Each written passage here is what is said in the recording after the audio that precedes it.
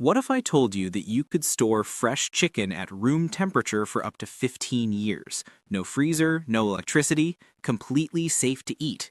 Sounds impossible, right? But it's not only possible, it's a skill that thousands of prepared families are using right now to protect themselves from food shortages, rising prices, and supply chain chaos. In the next several minutes, I'm going to show you exactly how to pressure can chicken using the raw pack method. You'll learn the step-by-step process, the equipment you need, and the crucial safety tips that make the difference between food that lasts decades and food that spoils. Whether you're preparing for emergencies, rising food costs, or just want to build a self-reliant pantry, this skill will change how you think about food storage. Welcome to Prep Pantry, where we help you take control of your food security one jar at a time. If you're serious about preparedness and self-reliance, hit that like button and subscribe so you never miss our weekly tips on food preservation. Let's talk about why pressure canning chicken isn't just another kitchen hobby. It's a strategic decision that could make all the difference when things go wrong. We've all seen it happen. Empty shelves at the grocery store, meat prices doubling seemingly overnight, supply chains breaking down for reasons we never saw coming. Remember the panic buying? The limits on how much meat you could purchase? These weren't isolated incidents. They're becoming the new normal. And with threats like bird flu constantly looming, chicken could become scarce or prohibitively expensive without warning. When you depend entirely on grocery stores and your freezer, you're vulnerable. You're at the mercy of systems you can't control. But when you have jars of pressure canned chicken sitting on your shelf, you've insulated yourself from these shocks. You've taken back control. Here's what makes pressure canning so powerful. It creates genuinely shelf-stable protein that doesn't need refrigeration. We're not talking about jerky or freeze-dried meals that cost a fortune. We're talking about real, ready-to-eat chicken that sits at room temperature in your pantry and stays safe for years, potentially up to 15 years if you store it correctly. Think about what that means. When the power goes out for days or weeks, your canned chicken is fine. When your freezer dies and you lose hundreds of dollars worth of meat, your canned chicken is fine. When food prices spike and you can't afford to buy protein, your canned chicken is already paid for and waiting. This is the kind of security that money can't buy in a crisis, because you built it yourself ahead of time. This isn't about paranoia. It's about being smart and strategic. It's about recognizing that our food systems are more fragile than we'd like to admit and taking practical steps to protect your family. Learning to pressure can chicken is an investment in peace of mind. It's a skill that separates those who panic during shortages from those who simply walk to their pantry and grab what they need. Now let's get into the practical side. What do you actually need to start pressure canning chicken? First, and most importantly, you need a pressure canner. This is not the same as a pressure cooker. Don't confuse the two. A pressure canner is specifically designed for food preservation and can safely process low-acid foods like meat. The All-American 921 model is highly recommended in the preparedness community for its reliability and capacity. Yes, it's an investment, but this is a tool that can last you a lifetime and preserve thousands of pounds of meat. You also need jars, specifically pint-sized canning jars. Wide-mouth jars are ideal because they make packing meat easier, but use whatever you can find. Here's a critical tip. Always inspect the rims of your jars for chips or dents. Even a tiny imperfection can prevent a proper seal, and an improperly sealed jar of meat is dangerous. Don't take chances. Beyond that, you'll want some basic tools that make the process safer and more efficient. A jar grabber lets you safely remove hot jars from the canner. A canning funnel helps keep jar rims clean while you're filling them. A spatula is essential for packing meat and removing air bubbles. And a measuring stick helps you maintain the correct headspace in each jar. You'll also need hot water for filling jars, vinegar for cleaning, and olive oil for the canner seal. These aren't expensive items, but they each serve a specific purpose that I'll explain as we go through the process. When it comes to the chicken itself, thighs are your best bet. They have better flavor and texture after canning than breast meat, and they're often more affordable too. You'll want to cut each thigh into 4 to 5 pieces. This makes them easier to pack into jars and gives you better portion control when you eventually use them. Plan on about 1 pound of chicken per pint jar. Now, here's a decision you'll need to make. Seasoned or unseasoned? You can add a homemade seasoning blend to your jars, typically about 2 teaspoons per pint, which makes the chicken ready to use straight from the jar, Or you can leave it completely plain. If you go the unseasoned route, consider using chicken broth instead of plain water for filling your jars. This adds flavor without committing to specific seasonings. The choice is yours, and there's no wrong answer. It just depends on how you plan to use the chicken later. Let's walk through the actual canning process, step by step. This is where attention to detail matters most.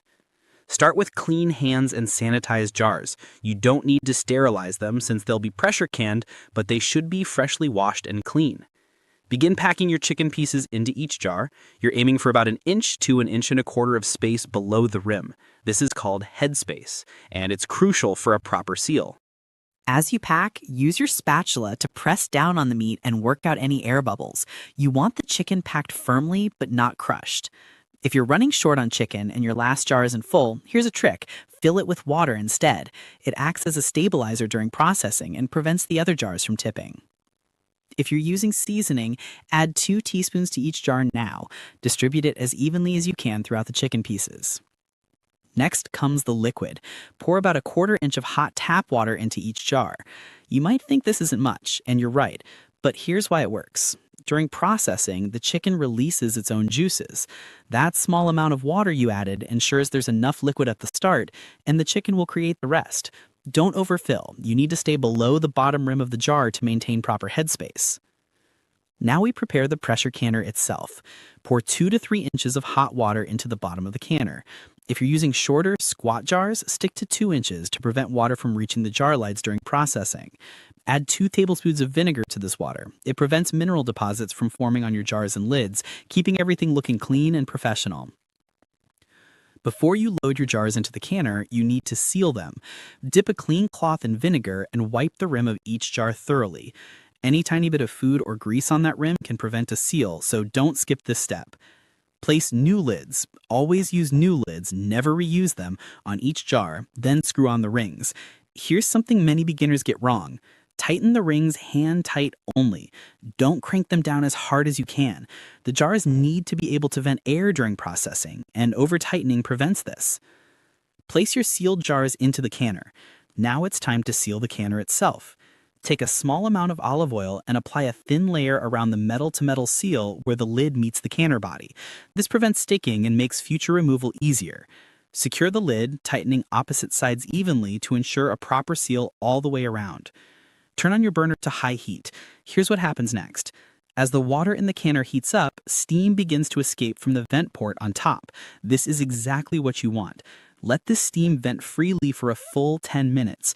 This step is critical. It purges all the oxygen from inside the canner, which is necessary for safe processing.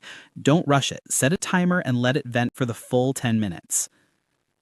After those 10 minutes, place the weighted regulator on the vent port. If you're above 1,000 feet in elevation, use a 15-pound weight. At lower elevations, follow your canner's guidelines, but many preppers use 15 pounds regardless because it provides an extra margin of safety. Now comes what beginners often call the tricky part, though with practice it becomes second nature. You need to maintain steady pressure for the entire processing time. You'll know you're at pressure when the canner starts sputtering. That's the sound of small amounts of steam escaping under the weight. Your goal is to maintain 1 to 4 sputters per minute. This requires adjusting your burner heat. Too hot and you'll get constant sputtering or even a steady stream of steam. You're wasting energy and water. Too cool and the sputtering stops, meaning you've dropped below pressure. If you drop below pressure at any point, you have to start the timing over from 0. This is why maintaining consistent heat is so important. Watch your heat, listen for the sputters, and make small adjustments as needed. You'll develop a feel for it quickly. Process your jars for exactly 75 minutes. This duration ensures that every part of the chicken reaches the temperature necessary to kill any bacteria, including the dangerous botulism spores that can survive in low-acid foods. Don't cut this short. Set a timer and don't wander off. When 75 minutes is up, turn off the heat and walk away. Seriously, just leave it alone. The canner needs to cool down naturally, and this takes about an hour. Don't try to speed it up by running cold water over it or opening the vent. Rapid cooling can cause the jars to crack or the seals to fail. Watch the pressure gauge. Only when it reaches 0 should you even think about touching the canner. Once it's at 0, carefully remove the weighted regulator and stand back because there may still be some steam that escapes.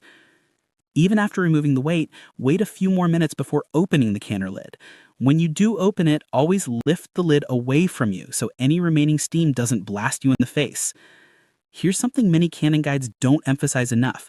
Let your jars sit in the canner overnight. This slow acclimation prevents thermal shock, which can crack your jars.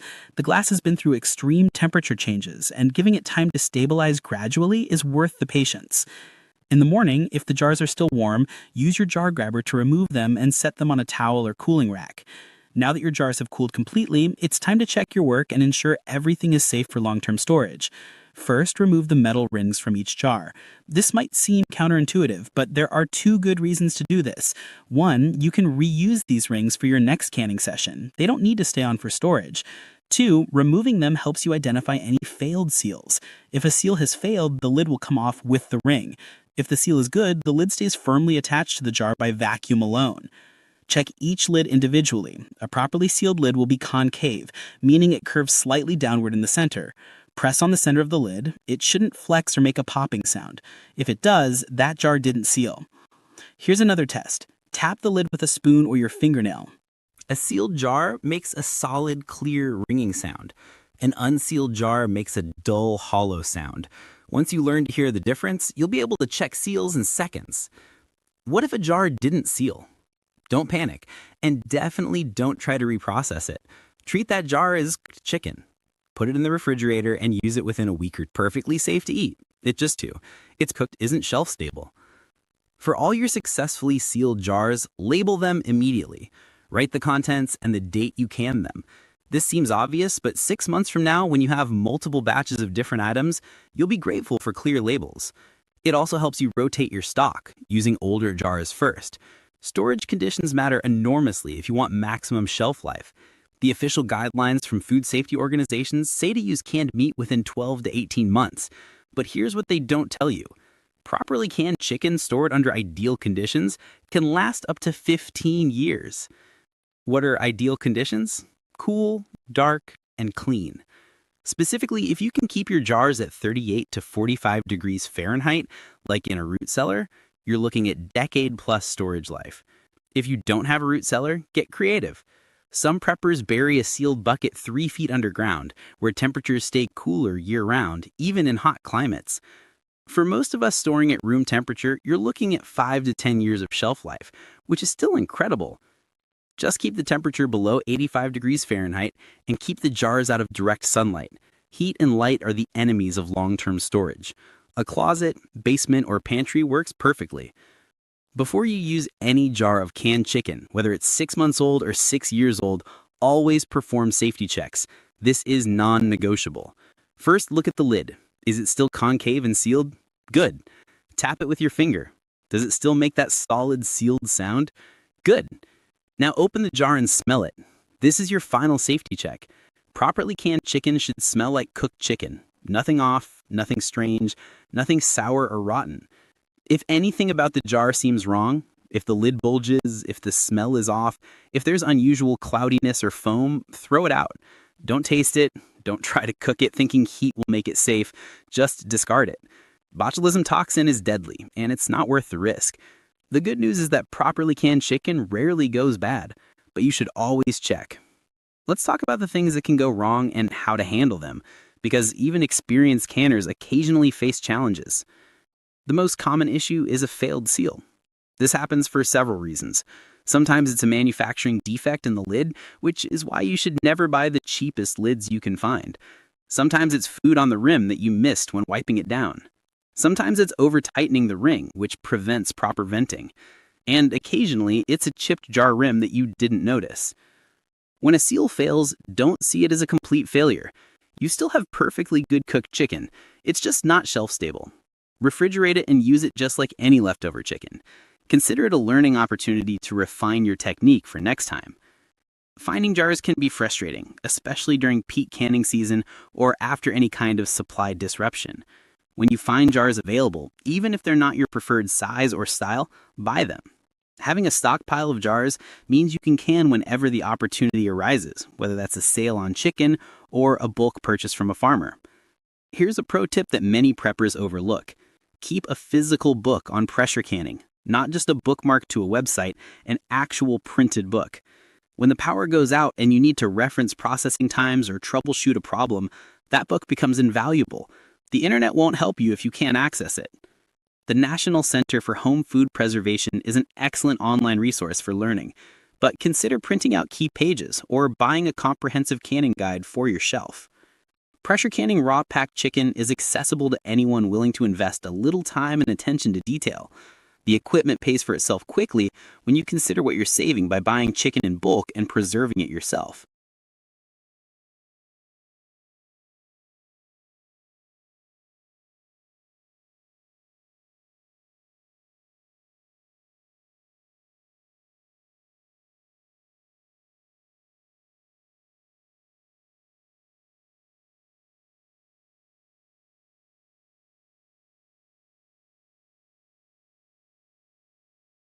Shelf life means you're not throwing away spoiled food from a freezer failure, and the peace of mind is genuinely priceless. If you haven't tried canning yet, start with a small batch. Get comfortable with the process. Learn what properly sealed jars look and sound like.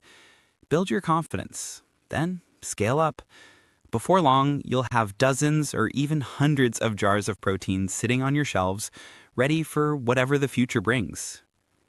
Your future self, the one dealing with higher prices or empty shelves or a power outage, will thank you for taking action today. This is how you take control of your food supply. This is how you build real self-reliance. If you found this guide helpful, hit that like button so more people can discover the power of food preservation.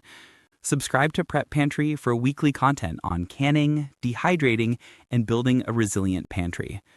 Drop a comment below and let me know. Are you ready to start pressure canning, or do you have questions about the process? I read every comment and I'm here to help you succeed.